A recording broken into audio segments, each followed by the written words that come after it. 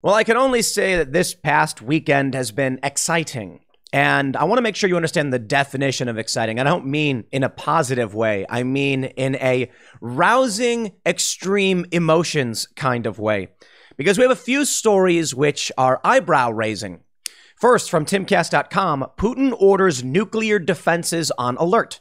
The Russian president placed his forces on high alert and readiness for the deployment of nuclear weapons. We also have this story from the Daily Mail. Putin's propagandist-in-chief has threatened the West with nuclear destruction just hours after the Russian leader put his deterrent forces on alert. Now, you may be saying it is all but saber-rattling from Russia, except, my friends, from the week, U.S. officials, Belarus is preparing to join Russian invasion of Ukraine. Okay. Perhaps there is a very real threat of nuclear annihilation. I don't know what you should do. I don't know if you should believe any of it. There's a lot of propaganda out there. And what better propaganda to rile up the West into supporting a war effort in Eastern Europe than to claim their very existence depends on it? It's a difficult situation, isn't it? I'm not going to pretend that everything's fine, and I don't want to overhype and make everything sound ridiculous, but these are the headlines that are coming out. Whether or not you choose to believe them is going to be something you choose to do. Certainly, there are a lot of people who are posting online that, they think Russia is right or whatever. I certainly think Russia is wrong or whatever. I think what we were seeing in Ukraine was an influence war that Russia was losing, so they pull a hot hand.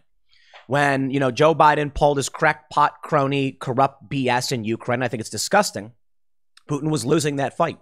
And so he decided to go hard invasion. Some people would argue, basically you're saying you have people coming out saying, well, Joe Biden was doing these things. And it's like, look, man, Joe Biden coming in and offering up money and throwing around the influence of the West it's bad. It really, really is. And there's no justification for war. Sorry. Russia could have offered way more money. There's a lot of things they could have done before we got here. And I don't want to make it seem like it's only the apocalypse. We've got these big stories that I think are really important. But we do have this story breaking right now. This is Russia and Ukraine are meeting for peace talks. And then the Fox says Russia shells Ukraine's second largest city. So Kharkiv is apparently getting shelled. There's videos coming out saying it's a shopping mall. I don't know if I believe any of it. A lot of the information that we were told is apparently fake news. I'm gonna refrain from getting too much into it until we can get the hard fact checking on it. But there's apparently reporting that some of the footage of the Ghost of Kiev was actually just video game or simulation footage, like it wasn't real, and that there's but I don't know if the story is true or not. I've not seen any evidence the story's true. I've just seen propaganda. You've also got the story about the guys from Snake Island who apparently refused surrender. Now it's being reported they did surrender. Look, I've not seen any evidence of any of these stories being true. And that's why I'm like, I don't need to say it's false. It's not been proven outright. You know what I mean? So I can say this. It could be. It could be. I've done digging. I've been digging through stuff and fog of war, man. Propaganda. What I can say is we've got these stories about nuclear war. We've got stories about the U.S. cutting off Russia's central bank from the dollar. This is getting intense, man. Okay? So when we see that Russia's like, hey, nuclear defense is on alert, I'm going to go ahead and take that a little bit more seriously. So we've already been making basic preparations for a while now because we've expected things to deteriorate. We didn't think, like I say we, like me, my friends, the crew, I didn't think this was going to be it. We thought it was going to be some kind of internal conflict, but we have a very real possibility for nuclear war. Maybe it's 1%. Maybe it's not even 1%. I honestly don't know. But when you see stuff like this, Belarus joining the Russian war effort, at least that's what they're saying. But we knew this was likely because Belarus has Russian troops in their country, and Russia invaded Ukraine from Belarus.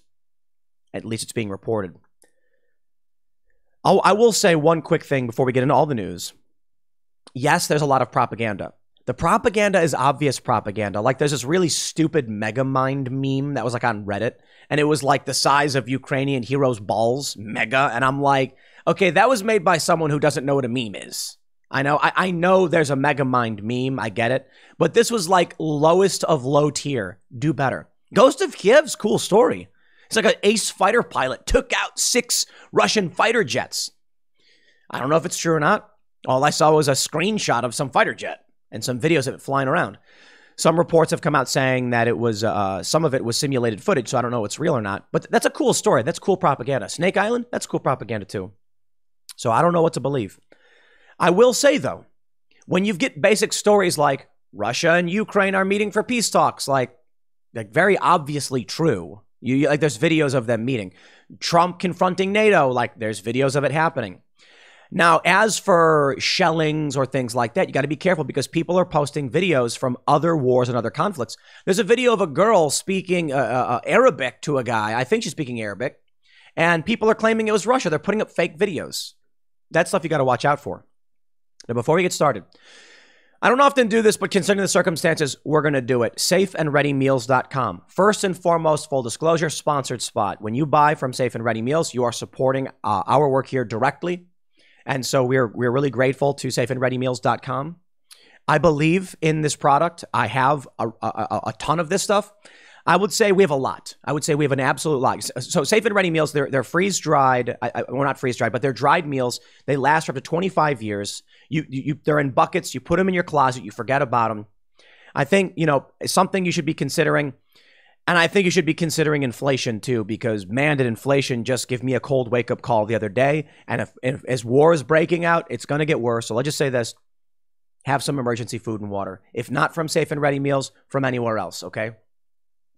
There could come a time where supply lines are disrupted, roads are disrupted. You don't know. And it's not even about this conflict. I rarely do these spots, maybe like a couple times a year, but it's only when we have a really serious emergency.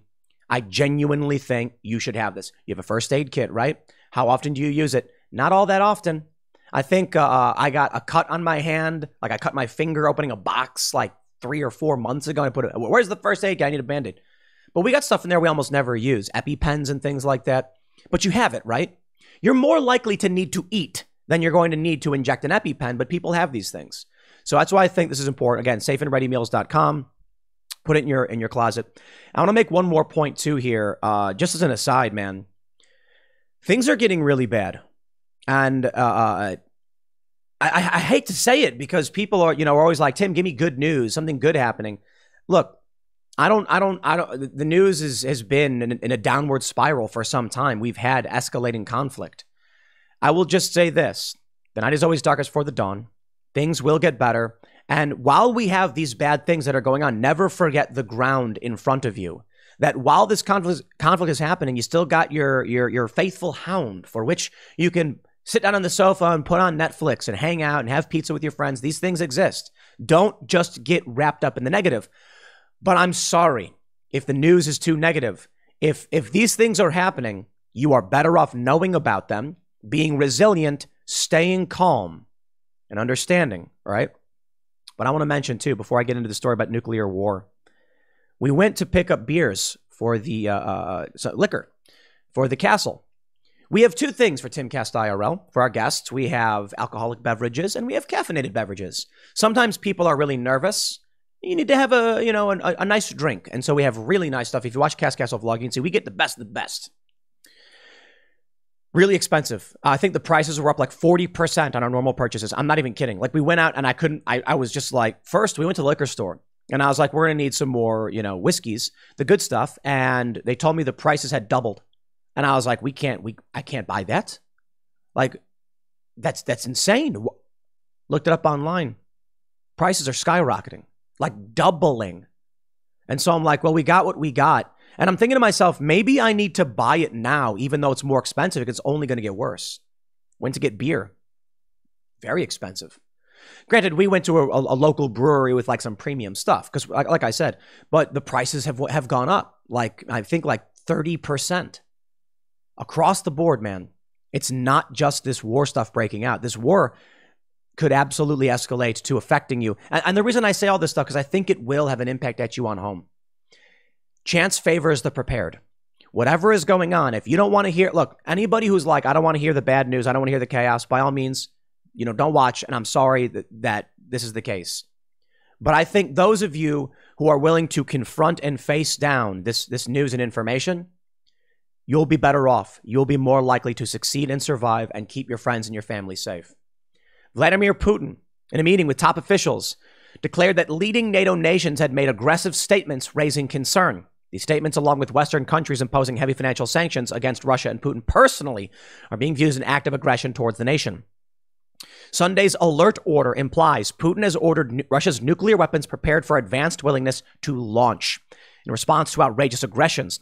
The president told the Russian defense minister and the chief of the Russian military general staff to position the nuclear deterrent forces in a special regime of combat duty. This is insane. Western countries aren't only taking unfriendly actions against our country in the economic sphere, but top officials from leading NATO members made aggressive statements regarding our country. Take a look at this story from the Daily Mail. They say Vladimir Putin's propagandist-in-chief has threatened the West with nuclear destruction just hours after Russian leader put his deterrent forces on alert. Speaking on nationwide TV, amid a frenzy of anti-Western rhetoric, TV anchor Dmitry Kiselyov, I'm probably pronouncing it wrong, told viewers, our submarines can shoot more than 500 nuclear warheads. This would guarantee destruction of the USA and all other NATO countries. He's not wrong. In accordance with the principle, why do we need the world if Russia isn't there? Russia's nuclear arms are delivered by the world's fastest strategic bombers. That's without even mentioning Russian strategic missile forces. The Russian nuclear potential is the strongest in the world. That is true. Well, I should say it's true in a sense. It has long been true that Russia has substantially more nuclear weapons than the U.S. or anyone else. But it doesn't necessarily mean they're the best, but they do have a lot more. Today, our Russian nuclear triad is on high alert. Putin did warn the West, do not try to scare Russia. I believe him. I think Vladimir Putin would do it. I do. You got to understand, the Western sphere of influence, NATO, they're expanding, they've been expanding, and they're extremely powerful. Of course, the U.S. is the main player in NATO. Vladimir Putin is staring down a declining empire, a collapsed empire. What do they have left? They are facing NATO expansion, EU expansion, Western expansion, liberal economic order expansion everywhere. And it has now come to their borders. Belarus, of course, is getting ready to deploy troops to help Russia with his invasion of Ukraine. So why is this happening? As I mentioned earlier, Joe Biden, I think, is crooked. I think he's corrupt. And I think the U.S. and Europe were using dirty games to gain control of Ukraine. There was the ousting of Yanukovych in 2014. But to put it simply, you have corrupt games being played for political power. Welcome to the world. It's like Game of Thrones, or I don't know, maybe Yellowstone or whatever. I haven't watched Yellowstone. But it's political influence games to gain control of resources. And if that's supplanting hot war, I'm all for it. I'm against all of the dirty politicking and manipulation and everything like that.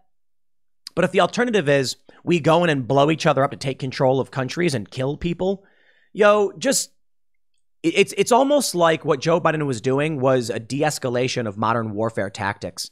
And it's subversive, and I think it's still wrong in a lot of ways, but I will take that over hot war. Sanctions, guaranteed loans. Now, I will say this. All of that stuff is on a certain level. Like if the U.S. is like, hey, Ukraine, we're going to give you $1 billion, side with us, that I get. When Joe Biden plays dirty games, he should be held accountable. When Joe Biden goes in there and threatens them because his son's on the board of a company, and he's getting paid 10% for the big guy, they say, that guy should be in prison. That is never acceptable. Well, because of these things, Vladimir Putin's like, first, he's lost the influence war. You got to understand, it is not just that dirty games are being played by NATO. I know Tucker Carlson has brought that up, and it is true to varying degrees. The people I've met in Ukraine and talked to, there is massive European support. Russia, as part of the Soviet Union, carried out the Holodomor, a genocide on Ukrainians. There is more support, in my experience, could be wrong, for Western trade than Russian. But in the East, where Russia borders Ukraine, they support Russia. And Russia is not the Soviet Union. But keep that in mind. It's hard to know, man. It's hard to know what's going to happen, but I will say, when Vladimir Putin is staring down what? He's staring down a new world order for which they will be subjected to the whims of the Davos group. Vladimir Putin's not going to accept it. This tweet is getting a lot of traction. This story. Fox News reports not backing down. Ukrainian parliament member, uninspiring civilian resistance. We know that we not only fight for Ukraine, we fight for this new world order. Interesting. What is that new world order? Well, it's funny that there's been a discussion about a new world order for some decades. At first, it was said that it was a conspiracy theory. Now it's just popping up everywhere. We're seeing people who, over the past year, 2 years, had lied about COVID and had manipulated people, now saying things like, we are all Ukrainians today. And I'm creeped out by it. Ukrainian nationalism, but not American nationalism? Why does that make sense? Oh, new world order, I guess. And now you understand a little bit why Vladimir Putin is willing to use nuclear weapons. Putin apparently said something like the global, what did he say? Like the world falling under the rule of one liberal order has failed. It doesn't work with our multicultural globe. You can't have one liberal economic order controlling everything because people don't agree. Different cultures have different ways of living, and it's not working. However, they're now on the border. They have now reached the entirety of Russia's border. Now, there is the argument. Russia claims like, oh, NATO, on my border, I can't allow it. Except Estonia, Latvia, Lithuania. And Lithuania's not on their border, but, Latvia, Estonia. They're NATO countries. But this is Ukraine, the final measure. NATO, the World Economic Forum interests, the Davos group types, the international elites, the IMF, they're going to be on Russia's doorstep. And that means after Putin's gone, he's almost 70. That's it, Russia falls. Putin won't stand for that.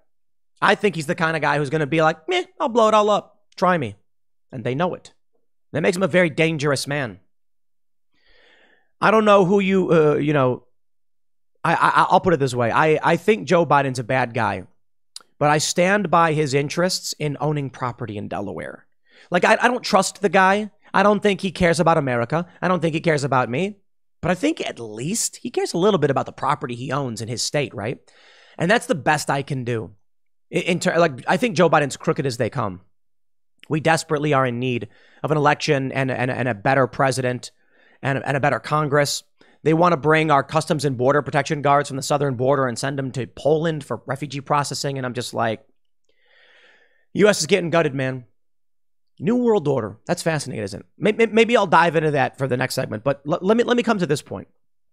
U.S. cutting off Russia's central bank from U.S. dollar transactions. And this is what I was saying. The SWIFT payment system.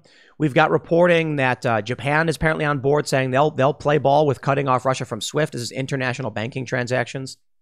Now the U.S. is cutting off Russia's central bank from the U.S. dollar. This will affect you. We import Russian oil. It goes on the international market. It's sold in U.S. dollars. If Russia is no longer going to be selling oil, we ain't getting it. Europe ain't getting it. Prices are going to go up dramatically, and they already are. It's like $4 a gallon out by me. $4.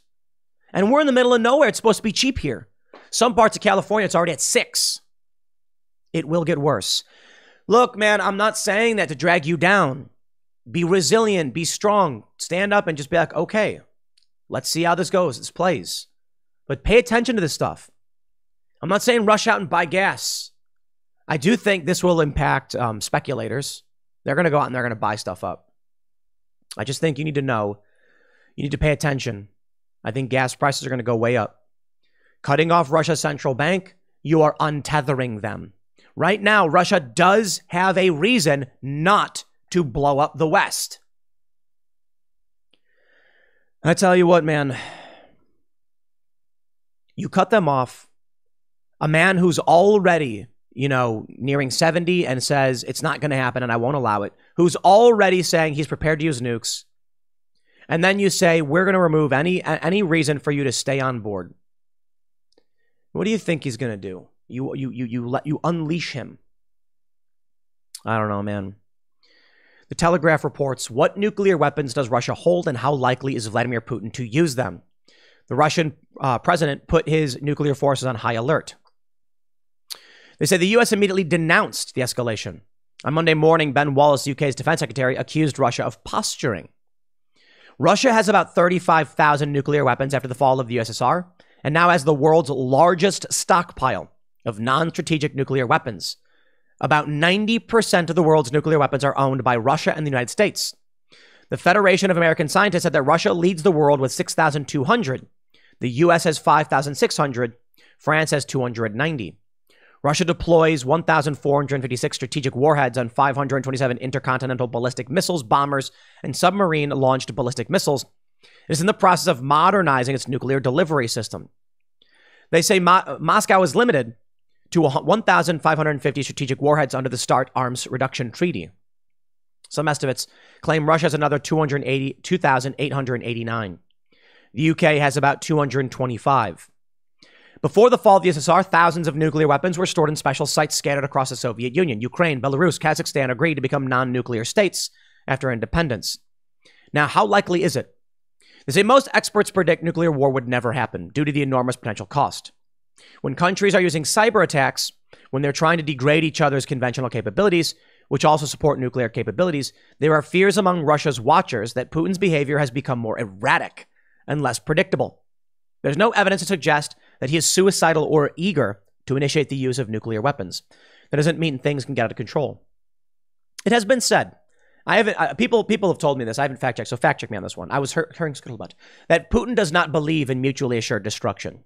Now, I don't know if that's true for Putin, but I can tell you this, I don't believe in mutually assured destruction. This is the idea that, let's say Putin fires a nuke. Then the U.S. says, well, if they're firing nukes, we'll fire them. It's like the game, you ever see War Games or whatever I think the movie was? One country G.I. Joe is a good example. Yeah, the G.I. Joe movie. One country fires their nukes, so they're like, we're going to nuke you back, and then everyone starts firing the nukes. I don't believe that would happen. I really don't. And I'll give you an example. There's this famous story. You're going to have to look it up. There was a guy in a submarine, Russian, Soviet sub. They got a false alarm that the U.S. had fired nuclear weapons. They were under orders, if that was the case, launch missiles in retaliation. And this guy said, no, he wouldn't do it. He wouldn't do it. Even though he thought a nuclear missile was going to hit Russia or Soviet Union, he wouldn't do it. Here's what I believe. I believe people are scared. I believe that there are some people who are trigger happy and some people who aren't. And I believe that you will more likely see most people. Now, I think world leaders might be despotic and sociopathic, and they're the kind of types who are going to be like, I'll fire the missile. But you're going to get some dude who's going to be staring at the button, and they're going to be like, fire it, and he's going to be like, I can't do it. Because you need to understand that even if a nuclear warhead is barreling down on you, you're not asking someone to stop the nuclear warhead. You're asking someone to kill 10 million people. You see? That's why I think the idea is it's not true. I think Vladimir Putin knows that if he fired a nuclear warhead at us, we would not fire a nuclear warhead on him. Now, we may invade and every other country invade, but it would not be mutually assured destruction. And then there's the risk of if you invade, does he fire more? Again, I will stress this point and think about it seriously. If someone said a nuclear missile is headed towards your city, we can't stop it. You can, however, fire a nuke to blow up the capital of their country, killing millions of civilians who probably don't even agree with the war in the first place. Why would someone choose to do that? Well, if I'm going to die, I'm going to kill you too. I don't think that makes sense. Maybe I'm wrong. I don't know. Maybe all of this is posturing. I don't know. I guess we'll see. But I hope you remain on high alert. I hope you have a bug out kit. Nothing crazy. I'm not telling you to buy 30 years worth of beans or anything like that. Safeandreadymeals.com. And do it before the prices skyrocket. And I'll say it again. When you buy from them, it's a sponsor spot, right? I only do it when I think it's really necessary because I don't want to be, coming out here and be like, everybody buy food, the world's ending. I don't know if the world's ending. I really don't. I don't want you to panic. I don't know. I'll tell you what I did. I bought it. I bought a bunch. For the crew, we have around 30 employees or a little bit more. Maybe more, man. Wow, we're grown. Couple weeks worth, maybe. Maybe a month. We have a lot. but not for 30 people. Because I'm not, I mean, this is a workplace. I'm not thinking, I have not prepped for the apocalypse, but there are some places you can check out, like Fortitude Ranch. We had Steve Renee on. I don't know if you need all that stuff. I really don't. You have to decide for yourself what you need to do and how seriously you take this stuff. I'll leave it there. Next segment's coming up at 1 p.m. on this channel. Thanks for hanging out, and I'll see you all then.